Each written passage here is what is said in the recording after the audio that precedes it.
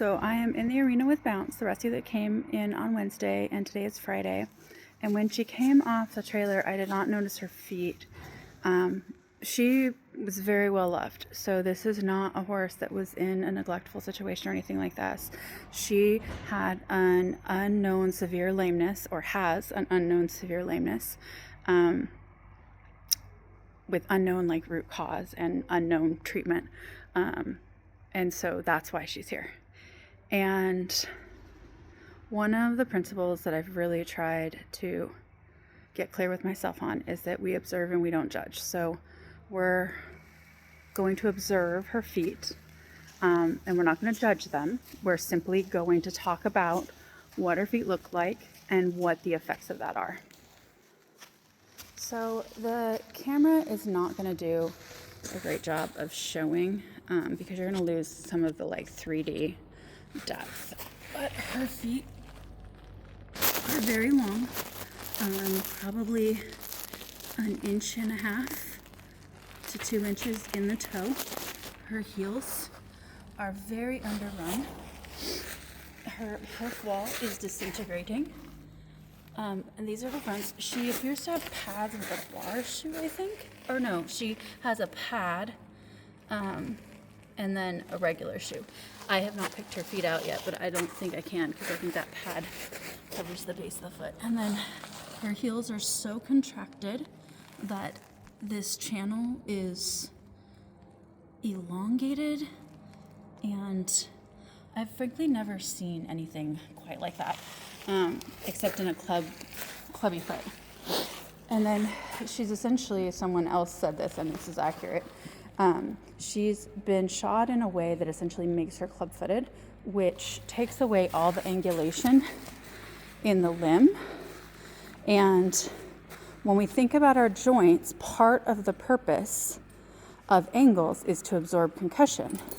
And so the straighter we make something, the more concussion we're putting on the joints and ligaments and the tissue in the hoof itself. So we're essentially pounding like a jackhammer instead of rounding and pushing off. Her lameness is in this left hind here, and I'm not going to make her go. Her long feet in the back are also very upright, but because there's more angulation in the back,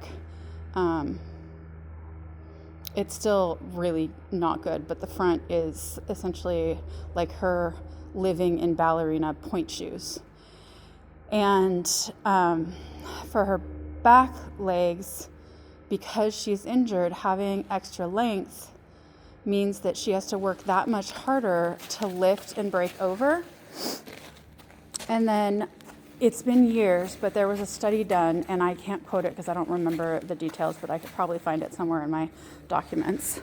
Also, look how gorgeous she is. See how beautiful she is.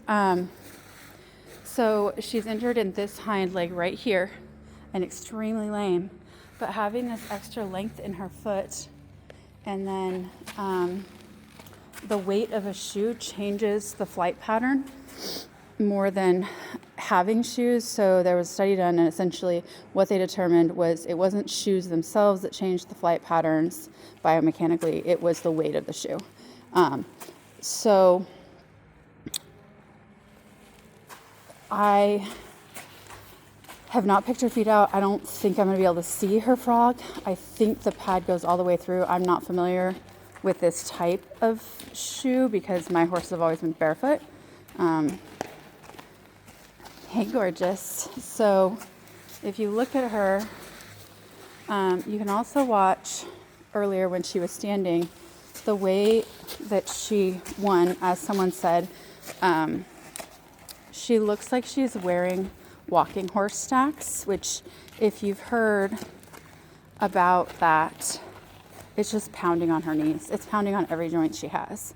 And this doesn't stay here, it goes everywhere. And notice that she doesn't want to put this foot down. So I can do a ton with soft tissue, but once you damage a joint and cause arthritis, there's only so much you can do.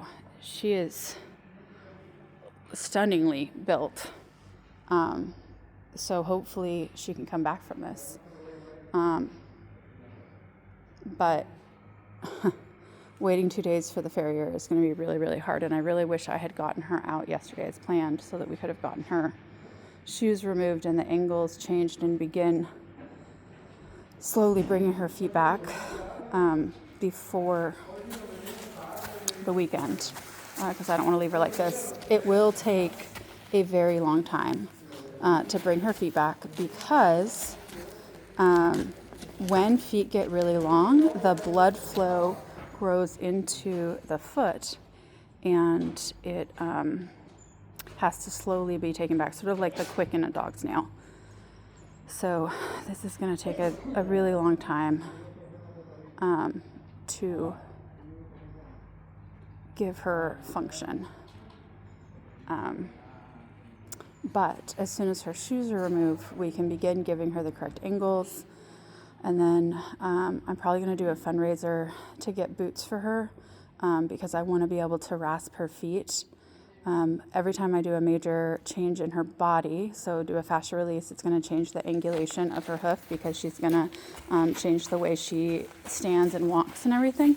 And so rasping her feet weekly will, one, allow us to more quickly shorten her hoof back, rather than waiting every 4 to 5 weeks for a farrier to come. But that also, she's going to be super tender-footed, and we don't want her to be miserable without shoes, because she's had shoes keeping her from having contact with the ground and keeping her leg contracted. So the other thing is that she's unable to fully straighten her leg, which means that she has lived in essentially a permanently, if you kind of stand straight and you just kind of like curl your heel up, that's essentially how she's lived 24/7 for however long. And you can't just let them down. Like, they need time for their tissues to adjust, because you're going to put a lot of force on things and you don't want to cause an injury in your quest to fix things. So this is the ouchie leg. I'm going to do red light on her today. So horses are a system, and so biomechanically with feet like this, there's not much I can do to make her better long term. I can do pain alleviation with red light, but I don't fix them, right? I support them in returning to their optimal natural way of moving by removing restrictions with gentle fascia releases, which is supported by red light, which kind of loosens and softens and prepares the tissue and makes it very receptive, because it also removes inflammation and pain. So I can help her to get back to her essentially natural state had none of this happened, with soft tissue. But as long as she has feet like this, it's going to force her to move in a way that is going to continue to force her into dysfunction. So there's not really any permanent changes that can take to improve her way of going and her comfort until her feet are at a better angle and shorter.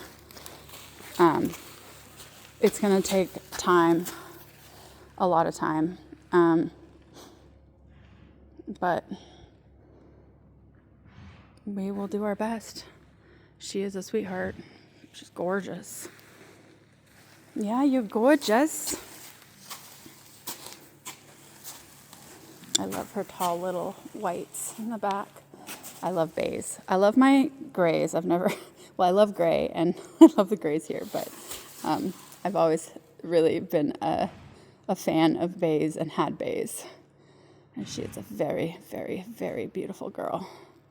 So I'm going to get to red lighting her and see how much pain relief I can give her today.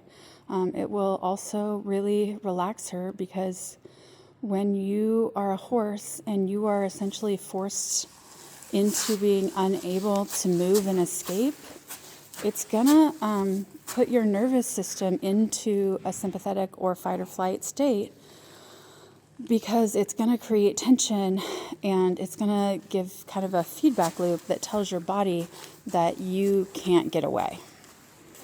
Just look how beautiful she is. Look at the curvature of her neck. And the fact that she looks this good with feet like this is insane. This is a high quality horse. So one of the ways you can kind of really tell if a horse is in pain is a lot of times what you'll see is kind of almost a triangle peak above their eye. The lighting here is weird. But there's a round softness and a like vividness to eyes of horses that are happy and healthy. Arabs that are really happy have that in spades with these really prominent eyes, but it's soft and round. And when you have pain, what you'll see is kind of this tight triangle with a point above the eye. So we want to see a soft, happy eye, not a horse that is semi-shut down because of pain. So see the white of her eye. Some horses do have white of the eye, but I believe that's a pain response because look at how she's holding her leg. So I'm going to start doing red light now.